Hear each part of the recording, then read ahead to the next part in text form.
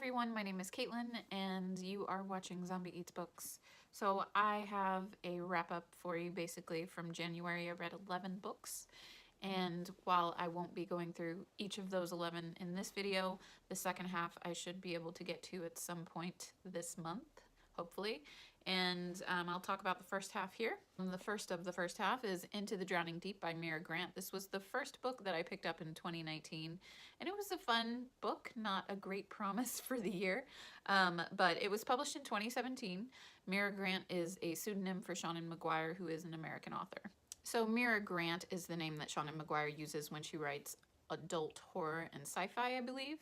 This is a book about killer mermaids. It's about an expedition of people that go out to either prove or disprove the existence of mermaids due to the disappearance of a prior expedition, which was funded by an entertainment company. So you've got sort of the evil corporation in there, a representative from the evil corporation. You've got a couple of Sigourney Weaver type characters, a group of nerdy scientists on a boat, and you have to think, oh, I wonder who's going to survive and who's not going to survive. So it's that type of book, which for me personally translates much better in movie form, and that's unfortunately what I thought about this book. While I thought that it was a fun book, I also sort of felt like I was wasting my time reading it, that I should really just be watching an hour and a half, 2-hour movie about it instead. It just seemed like it was in the wrong form. The writing goes between a few different people, but it always goes back to basically two main characters. There are also snippets like from the media, reporters, one of the characters who considers herself to be a sirentologist, snippets from her lectures as well mixed in there. So the narrative kind of switches you up and keeps it interesting. Unfortunately, I just didn't think this was very scary. I didn't think it was all that suspenseful, and I didn't think the writing was spectacular in any way. It was just okay. So I ended up giving this a 3 out of 5 stars. So then I decided to read some Seanan McGuire that I knew I would actually really enjoy, and I went with the second book in the Wayward Children series, which is Down Among the Sticks and Bones. And then I also read the third book, Beneath the Sugar Sky, after that. So I thought I had completed a trilogy. I was super proud of myself. Turns out this is an ongoing series, so there's another book out right now, and I will have to end up getting it. But first I'll talk about the second book, Down Among the Sticks and Bones. This is a trilogy, trilogy, not a trilogy. It's a series about kids that find doors to other worlds, and that they tend to really feel like they belong to these other strange worlds and not to the world that they were born in. And at some point they come back, not through their own choices usually, and then they're constantly looking for that door back to this world where they really fit in. So the second book continues that story and focuses on two characters from the first book, Every Heart a Doorway. And I'm not going to go into the plot any further than that. This series has a lot of themes that I love. It's a dark sort of fairy tale. It's told in that distant, omniscient narrative that you often get with fairy tales. It has themes of gender, sexuality, feminism, just finding out who you are as a young person and accepting it, learning not to hold the opinions of others too highly. So I really love Down Among the Sticks and Bones. It might actually be my favorite, and I think I actually liked it better than the first book. It was just really dark and great, and I loved the two characters that it focused on and how differently their paths diverged. In the third book, I didn't like it as much as either of the other two. It just wasn't dark enough for me. I didn't connect with the characters as well. There were some new characters that they threw in, and then also some characters from the first book that they brought back. So it was nice to see where those characters were, but I didn't necessarily enjoy the storyline of that one as much. For some reason, I just didn't connect with it as well, that's all. However, I would say if you haven't read this series and it sounds like something that you might like, I do think it's something special and different from other books that are out there. It felt like a classic while I was reading it, and it's something that's going to go on my forever shelf where I keep books that I really loved. I ended up giving Down Among the Sticks and Bones 4 stars, and then Beneath the Sugar Sky 3 stars. There's probably going to be a lot of editing with this video because I'm out of breath. I'm always out of breath because I'm very pregnant, and it's a big baby, so the baby likes to sit on my lungs, and I can't breathe as well as I could in my first 2 pregnancies.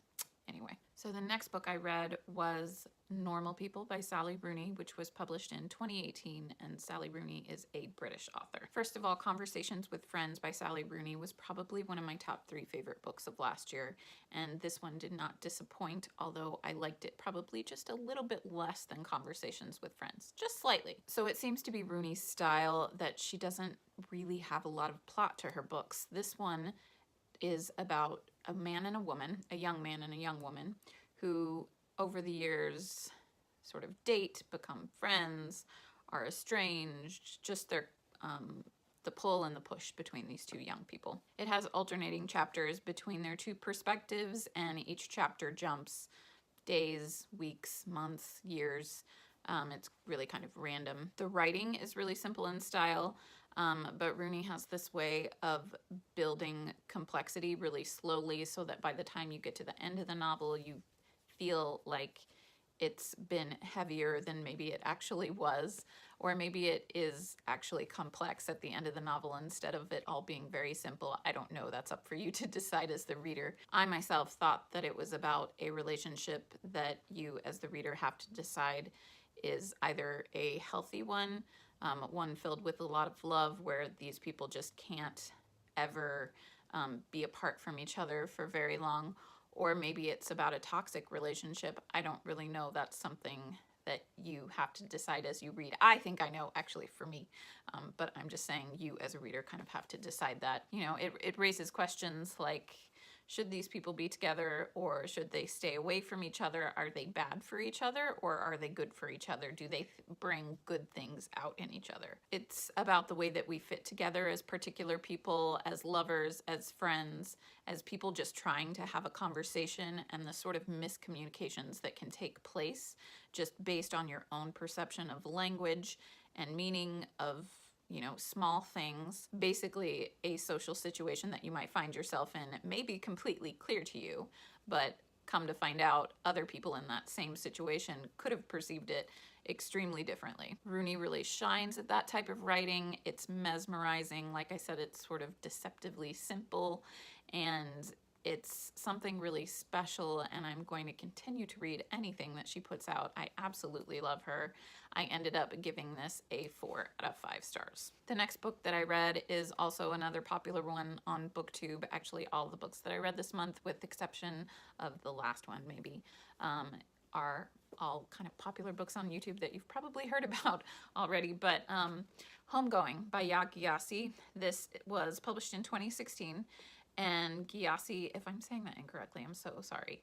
Gyasi, maybe? Gyasi was born in Ghana, but then she moved to the United States and ended up living there. I chose this book as my pick for book club. There were a lot of copies at the library, which, you know, certainly influenced it. But I also just wanted to read this because I have heard so many great things about it, and the plot just seemed really interesting, especially the narrative style, the way that she chose to show the story. So it's about 2 sisters.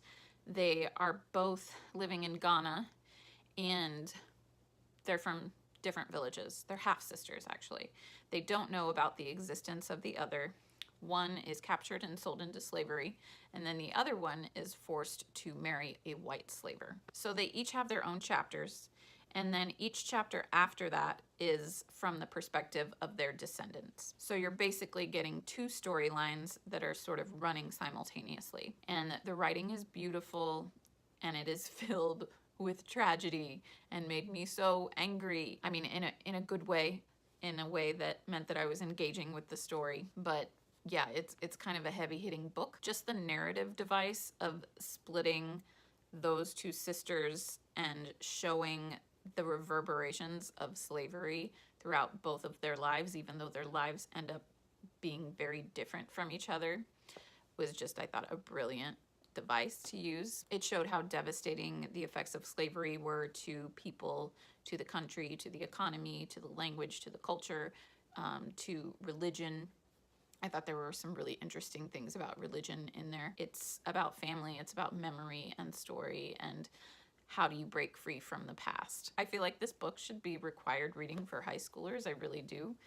And I really enjoyed it. The only thing that I didn't like was that at the end of the novel, it wraps up sort of neatly in this bow.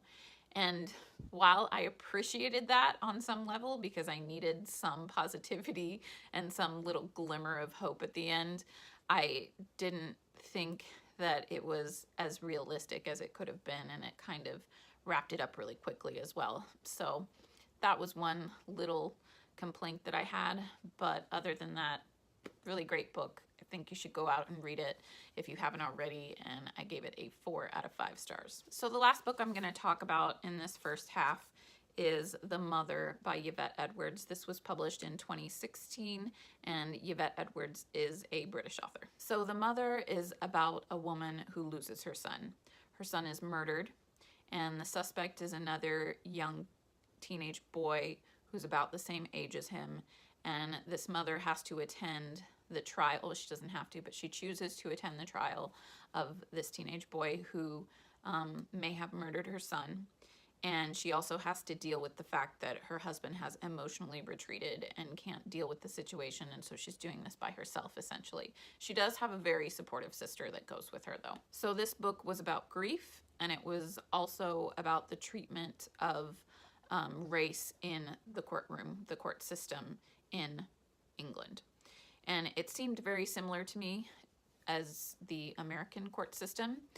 There were a lot of things that wouldn't have happened in the story had the boy that had been murdered and the boy that is accused of the murder been white. For instance, there's one part where the sister of the mother holds up a newspaper to the press as they're leaving the courtroom, and it has a picture of the two boys on it, and no caption or distinguishing between the two at all.